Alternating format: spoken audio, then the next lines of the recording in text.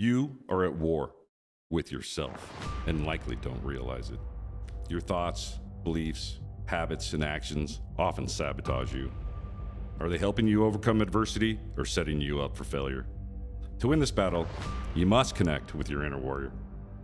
We all have a warrior within us, one that strengthens our resolve and helps us to rise to meet life's challenges. If you're just surviving rather than thriving, then it's time to embrace the warrior archetype, live the warrior ethos, and ascend.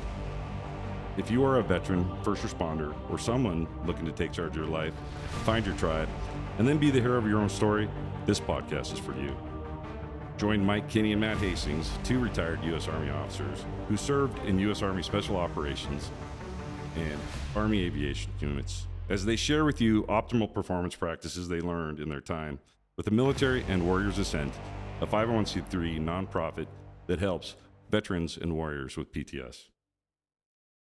All right, so let me ask Matt and the audience, have you ever felt that you were just, going through the motions, sometimes not miserable, but not exactly motivated either, just kind of lost a ship adrift per se?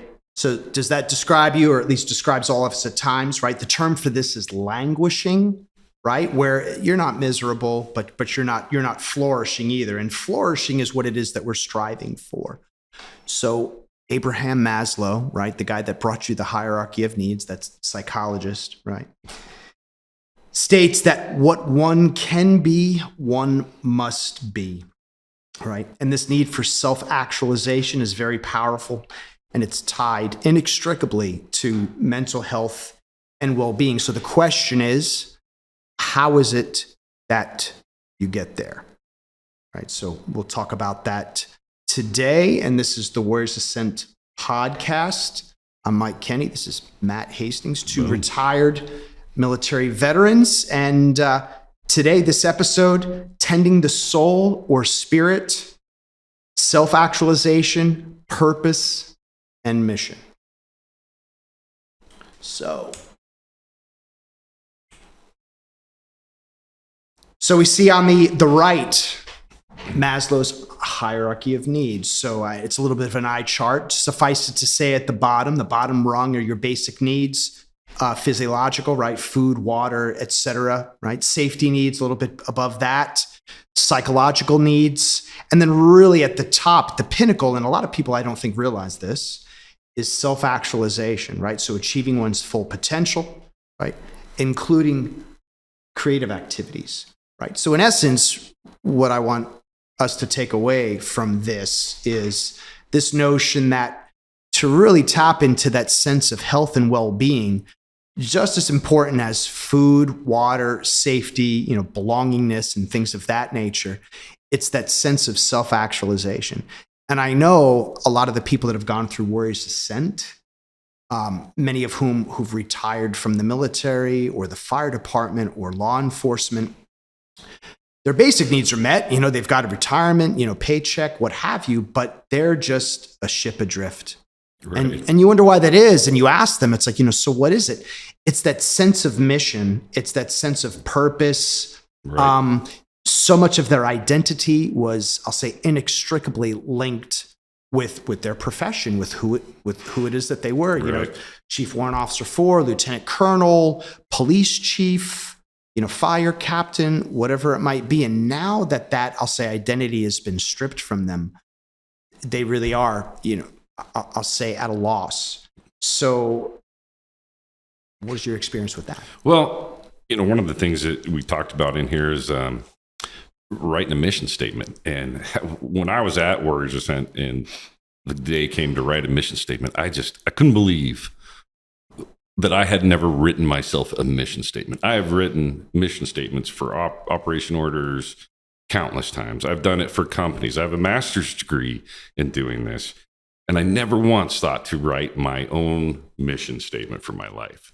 And that awakening right there kind of blew me away. And I wonder, I think a lot of people don't have any kind of idea, like maybe written down, that it's actually like their vision for their life, their purpose of their life, and again, when you come out of the military for 20 plus years and everything was a goal to make the next level, whether it was in flight school or whether it was becoming the next grade or rank, or making the school, or being the best at the school that you're in. You know, I mean, you had a plan, you had goals, you had these baby steps that took you along the way, and ultimately to retirement.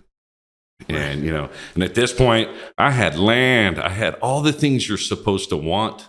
That's right. And I was only 46 years old. That's right. And it's like a young guy, by all I'm accounts. sitting on top of the world, and quickly it was miserable.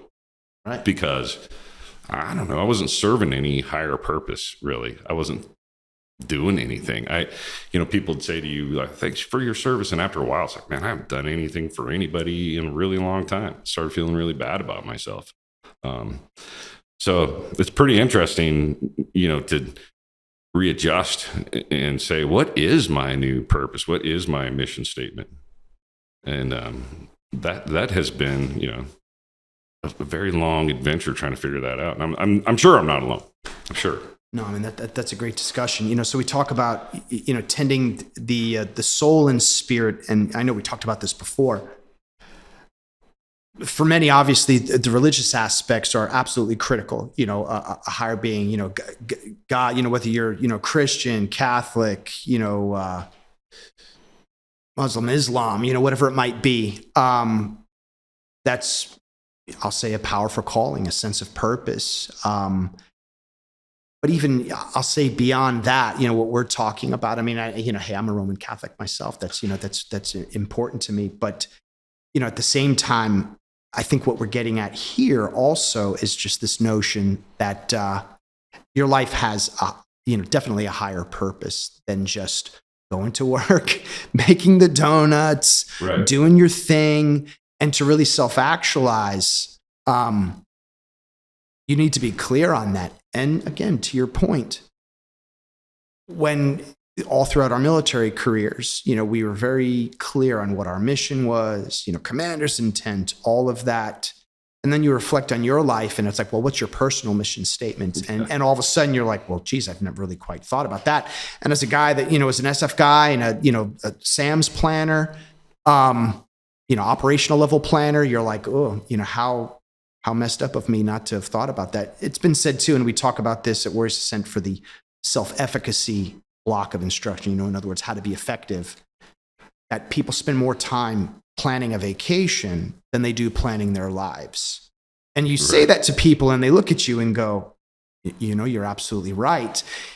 Life becomes almost emergent where, well, life just happens. It's like, well, yes, exactly. And when it just happens, don't be surprised when what you get is not what you wanted or not what you planned for.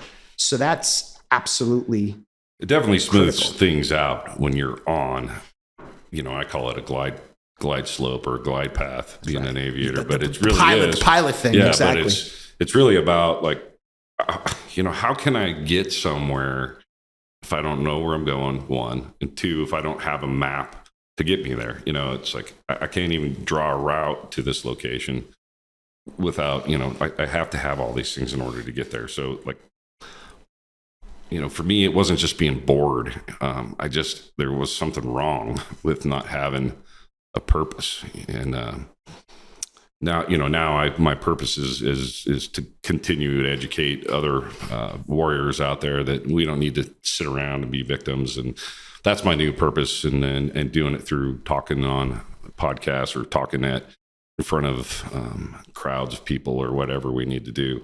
I'm happy to do that.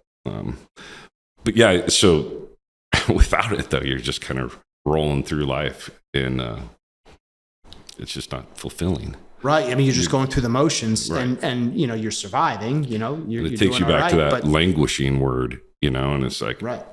There's more to it. We could flourish and we have the skills to do that. Right.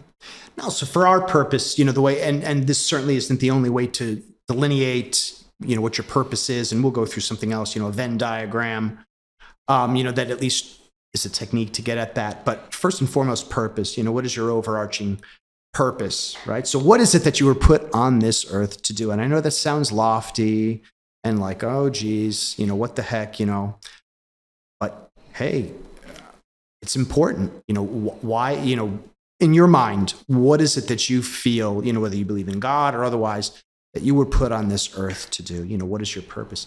And that may be, hey, to be an awesome father, husband, and man, and just set a good example. And that is perfectly cool and fine.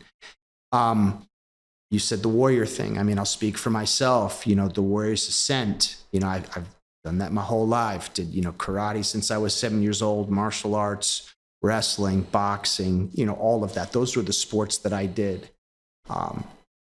West Point, Airborne Ranger, this, that, and the other things. So that warrior aspect is really important to me, and not in a way that's like, abusive and toxic, like every problem needs to be solved, right, with violence of action and all that stuff. Certainly not.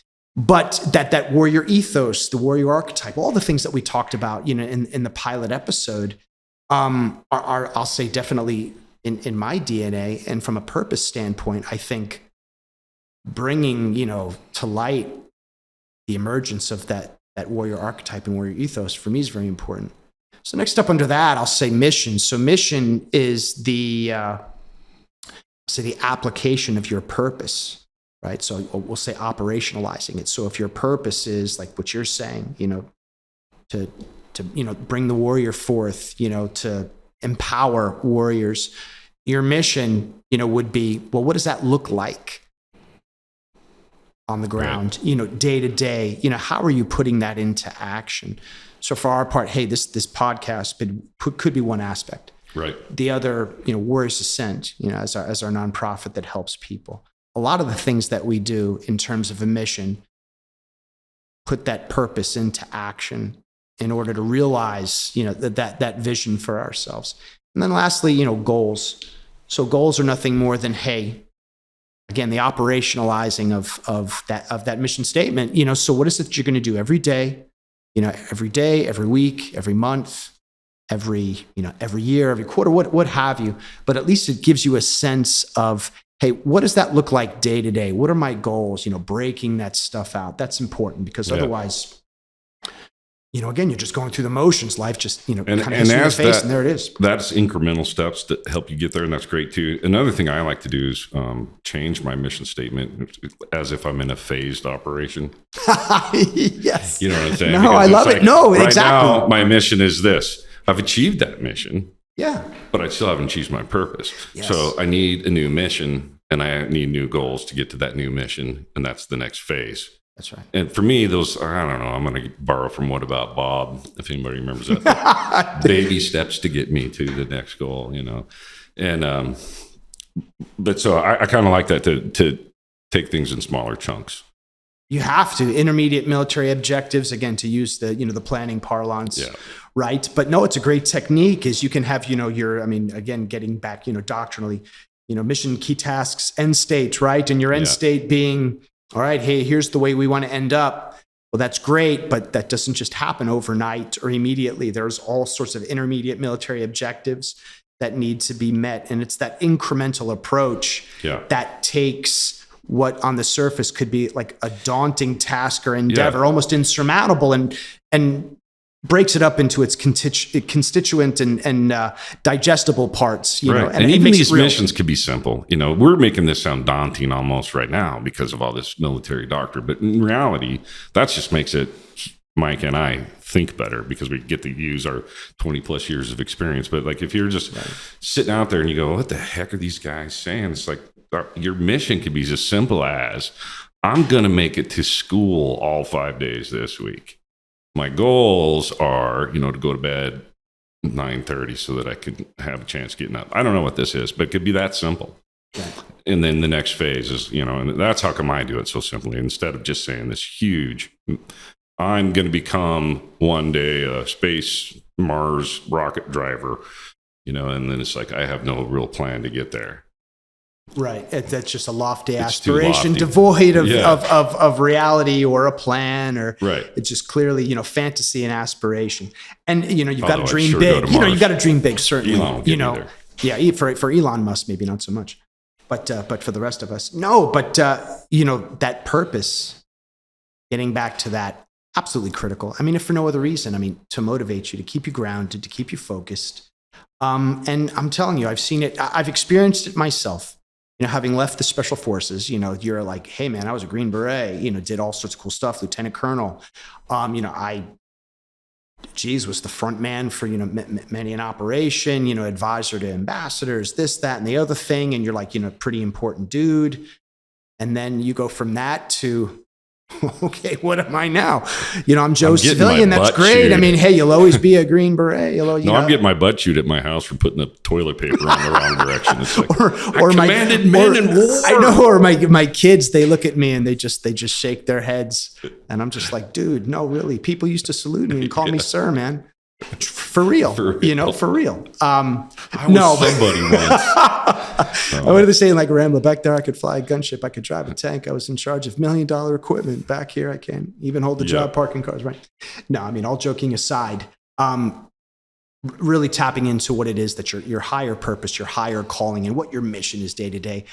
Absolutely critical. And again, not being Pollyannish. I know for some people, obviously, they're like, hey man, I've got more important, I'll say urgent issues to cater for. Paying the rent, getting sleep, getting healthy. I totally get that. And I'm not discounting that or minimizing people with some real health issues or family issues. All I'm pointing out is people tend to dismiss as, again, lofty, you know, this notion of self-actualization, having, you know, a purpose and a vision for your life. But I'm here to tell you, and as Maslow has pointed out, the very top, you know, what one can be, one must be. And if you don't do that, you're not going to be self-actualized. And if you find yourself much like you were, you know, and myself to a degree where, you know, I've got most of my needs met, and I thank God for that. You know, but I still feel like there's more for me and there's something missing, and I've got to find some direction and purpose in my life. And another military anecdote, and I'm sure you'll corroborate this. How many sergeants major have retired from the service, God bless, and then like a year later were dead? And you're like, these are career dudes, 30-something years doing the hardest, baddest stuff. And then in a year or two, they're dead. And I'd submit to you, it's because they've lost that sense of purpose and belonging. Right. Yeah, I mean, it is that. And there's some great movies out there that kind of show that. Get off my lawn, guys. It's pretty, you know, it's pretty hard. I mean, it really is that. It's like, now what have I become? And then you start saying this metacotic, you know, talking to ourselves poorly. And then it starts feeling poor and things like that, you know. I mean, you have some pretty neat equations coming up that explain that. Yeah, we'll talk about that in another episode, you know, in terms of right. hope and motivation and stuff like that. But no, that's definitely important.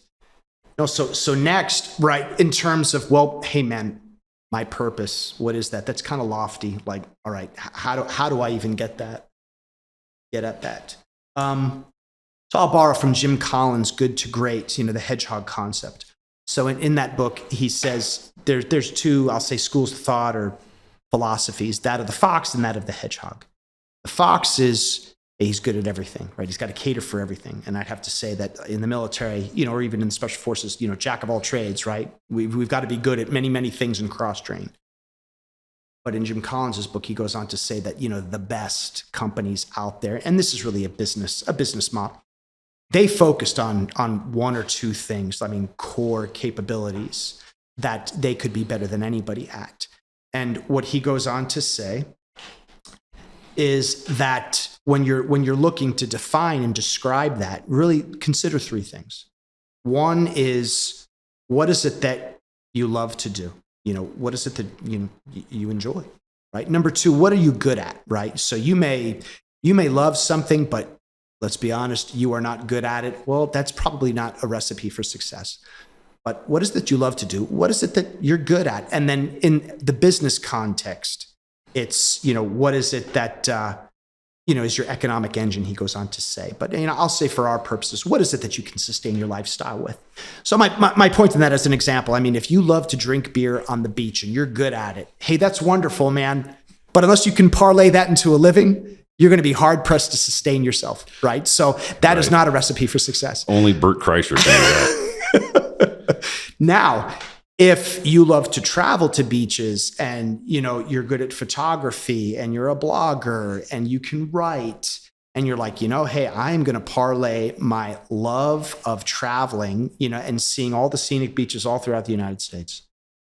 Pair that with my degree in journalism and writing and photography and have a successful travel blog. And it doesn't have to be big money, but it's enough to at least finance doing what I love, which is travel. Hey, that's a recipe for success. Maybe that's your calling, man. And whether that's a good example or bad example or not, what have you. But that at least is a first step in I'll say discerning, well, what might my purpose and higher calling be? So the concept of the Venn diagram, the circles that, Isn't this Kamala Harris's very favorite thing, the Venn diagram? I don't know. It is. One day we'll have to ask her. I don't know. If you can stand the cackle. I don't know. No, so the Venn diagram, what you're looking for is that area where all of the circles intersect, obviously, right? So, hey, what is it that I love? What is it that I'm good at? And what is it that I can do to actually sustain, a lifestyle or a standard of living, right? So that at least I'll say moves us in that direction in terms of, where do I even begin, in terms of, hey, what's my purpose? What's my mission? What is something that I can really get behind? And that might be for some, a blinding flash of the obvious, but I'd say it's a great, it's a great exercise, so case in point, let's take you and me, right? So what do you love to do? I mean, what it all started out was the darn flying, I grew up on an airport, watched my dad fly off. Anytime I could, he had no passengers on something, I would go and, get some stick time when I couldn't even see over the top of the dashboard. And so, I just knew that was my calling. I knew I was going to be that. And I thought I needed to do it in a very adventurous way. I didn't really want to be the big bus driver in the sky. Even though they made the money, I wanted the adventure. And I recall my dad getting a whole bunch of pilots. I had flown with him to a cross country, and a bunch of guys kind of one at a time attacked me, telling me what a terrible idea it was to be a pilot, try to talk me out of it. And it was just, all that did was like embolden me to want it more, So did you find that you're good at it too? I found I was good at it. You were an instructor pilot, right? Yeah. Yeah. At the end of it, I became master aviator, the head of the combat aviation brigade. Well, that says you were pretty good. Yeah, I was supposed to do this. That's what I was supposed to do, and I just didn't quit. I even once when just it's so expensive, and it's almost impossible. I grew up with airplanes on an airport with a father who ran an airplane business, so I was lucky, and I didn't know that until when I saw it was an opportunity. Later, when I realized I wasn't getting enough training, it was still too expensive, and it was like the military is a hell of an idea. So I tried Air Force ROTC, and right at the last, they were like, "You can be an officer, but you can't be a pilot." And I said, "Geez, I just can't sign the line without doing that." Yeah, no, not if your calling is to be a pilot, man. Yeah, and I remember this colonel, and he was smart, and he was like, "Look, the odds of you making it without the military." And I'm like, I got to try. And so then I heard about this Army thing several years later. And it was my last shot at being an Army helicopter pilot, and that was the one I needed. So perseverance, don't give up, want it bad enough, No, dude, that's awesome. It was awesome. By the same token, I mean, for me, it's just like, I liked about the special forces, they say the quiet professionals, right? So not the braggadocious types, the kind of behind the scenes kind of guys. I like that. I'm kind of introverted guy myself, I like the whole sound mind, sound body. So, thinking men, smart dudes, regionally oriented, highly educated, but you have to be fit, so I like that as well. Yep. So exclusive because of that. Well, yeah, so for me, it was appealing on a variety of levels because you get to use a lot of skill sets, the responsibility, the autonomy, a variety of things. So, in terms of, a calling or a purpose, the whole warrior aspects, absolutely. Sound mind, sound body, absolutely. The responsibility, being, tasked with, I'll say, critical missions, planning, all of that. I Yes. think, yeah, Like it timing all of down it, to just Yeah. perfect. no, all of it Yeah. appealed to me on a variety of levels. So now, hey, now fast forward, getting out, then the question becomes, well, can't be, in the special forces anymore, time to leave. So that stuff you can't do. But for me, I still want to stay fit. I still want to stay mentally sharp. Was an instructor at the Commander General Staff College and the School of Advanced Military Studies. So, that portion of, I'll say, the portfolio is catered for with, some of the stuff we do at Warriors Ascent, and things like that, the education piece. So I'll say much of those same needs and purpose fulfilled. So, Yep. so geez, in closing, I would say for this lesson, the major takeaways I would ask of everybody is just be clear on what your purpose is, right? And hey, separate that from your career. I mean, if you're in your career now and you've got many years left, hey, that's fantastic. But still, be crystal clear on beyond what it is that you're doing is your job, your vocation, your occupation, who it is that you are, what it is about the skills you possess, and what it is you're doing in your role that really appeals to you, because there will come a time when you will leave, absolutely no doubt. And be clear on why you were put on this earth, right? So what's your mission, right? What is it that you do, in application, your purpose in application? What does that look like day to day? And sometimes it might be mundane, where you're like, hey, I'm not kicking the world's ass today, man. And that's okay. That's all right. But as long as you're incrementally moving towards your purpose or reinforcing it, that's great. And, goals, right? Daily, weekly, monthly, that's really a self-efficacy piece. But there's something to be said about making slow, steady, inexorable, incremental progress towards achieving your mission and hence your purpose. And if you're not doing that, I'll say somewhat consistently every day, again, you feel like you're languishing. You're like, I'm not making any headway. So, be mindful of that as well, in terms of achieving your purpose and that self-actualization. So, last thing I'll close with is hope and motivation, right? So we don't have much time left, but have there been times when your hope and motivation waned, in some of your training pipeline or even just, your deployments? I mean, not so much the training pipeline, even though there's hard times, but deployments, holy cow. Yeah. Some rough condition ones, living in the hangar at the Baghdad airport and just like this thing dragging on and on and on with no idea when it's going to end. Yeah. And even once they sent us home, I didn't make it home. I made it into Kuwait and they turned us around. And we had like over half of our unit had made it back to Germany. And so then it was like, wow, that was a loss of hope.